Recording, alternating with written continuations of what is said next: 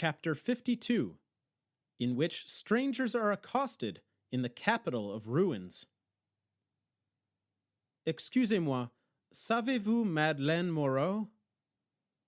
A man in a dark suit slowed down long enough to shake his head and say, "No," before hurrying along to the bank or wherever he worked.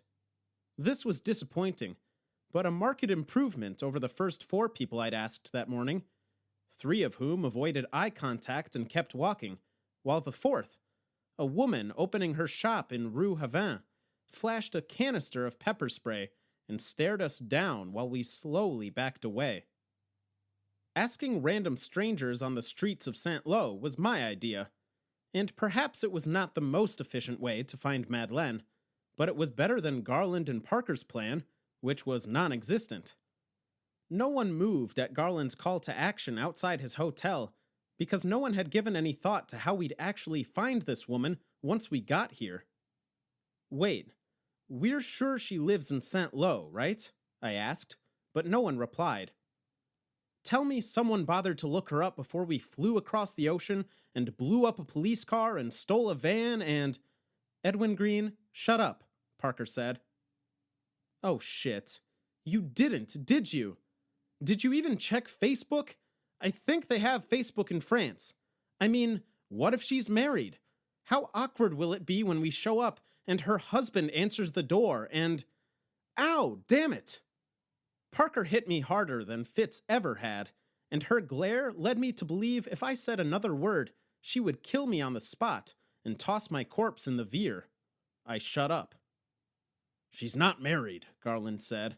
I told her I'd be back, and she told me she'd wait. I'm back, and she will still be waiting. I wanted to say that expecting a woman to wait for a man she hasn't heard from in 70 years was asking a lot. But Garland wasn't paying me for my opinions, so I kept them to myself and apologized instead. That's all right, son, the old man said. She might not even be in Saint-Lô.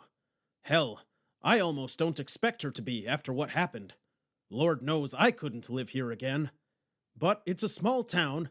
Someone will remember her. Someone will know where she is. We'll find her. I know it. Okay, I said, trying to focus on what now felt like a helpless mission. Do you remember where she lived? We could try there first. Maybe the people who live there now will... My voice trailed off as a frown crossed the old man's face, and he shook his head no. Her house was right there, he said, pointing across the street at a 4-story stone building with Préfecture de la Manche written on the front facade. There were row houses all the way down to the old city wall, but they're all gone. I don't know this place. I don't even know where... Garland lost his train of thought and walked away. We followed him for a block until the fresh pavement gave way to ancient cobblestone, and turning the corner, we saw yet another church named Notre Dame, except this one was different than any church I'd ever seen. One of the 2 towers was just gone, like a giant child had reached down and broken it off while pitching a fit, leaving a sad, solitary tower waiting for its soulmate who'd never return. Parts of the exterior were intricately carved, but large sections were blank, constructed from newer greenish bricks.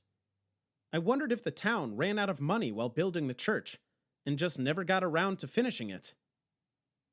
What's wrong with that church? I asked Garland, who'd been standing still, staring at the strange cathedral since we'd rounded the corner. Not a damn thing, the old man said, and we followed him up the steps of the church, but the carved bronze doors were locked. This says there's a weekday mass at noon, I said, reading a sign near the entrance. And the church office opens at 9:30. We can come back, Garland said, and that's when I suggested asking strangers if they knew Madeleine. We walked past the church down Rue Carnot, each of us asking a stranger in turn, each of us eliciting some form of no in response. Most of the stores were not open yet, but I did step inside a pharmacy and asked the man behind the counter if he knew Madeleine. No, he said, before I'd even finished asking my question. So I tried to ask again, and he literally chased me from his store with a broom.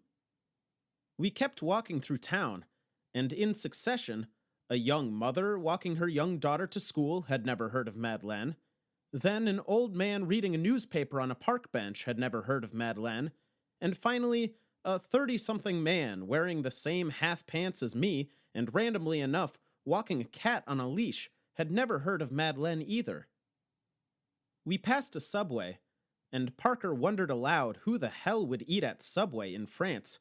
And then we stumbled across St. Lo's outdoor market, where neither farmer nor butcher, nor fishmonger, nor cheesemonger, nor anyone else selling almost anything you could possibly want had ever heard of Madeleine Moreau. Defeated, we sulked past the ruins of St. Lo's prison, where American flags flapped in the morning breeze, and stopped at a cafe to regroup. After ordering coffee for Garland and Parker, I tried my luck with the barista. Savez-vous Madeleine Moreau? The woman smiled, repeated the name, and brought her hand to her chin while she thought. She was, I began to say. How do I say this? Elle a vécu avec vous à Saint-Lô en 1944? The woman's smile faded, and when I repeated my question, she glared at me and turned away with a huff. That woman is probably going to spit in your coffees, I said when I sat down. What the hell'd you say to her? Garland asked. I'm not sure, I said, but she didn't like it. A few minutes later, the woman brought 3 coffees and some pastries we didn't order and sat down at our table. Then, in English, she said, I do appreciate your attempts at the French language. However, I do not appreciate your insinuation that I was alive in 1944. Garland and Parker laughed, and the woman smiled as I apologized in English and French until she forgave me. Then she said, This woman you look for. Perhaps you will try La Matin Vuitonnelle. It is, how do you say, a retirement house. My grandmother lives there now. It is possible someone there will remember your Madeleine. We thanked her again, and 30 minutes later, parked our stolen and hot-wired van in the visitor's lot at La Matin Vuitonnelle.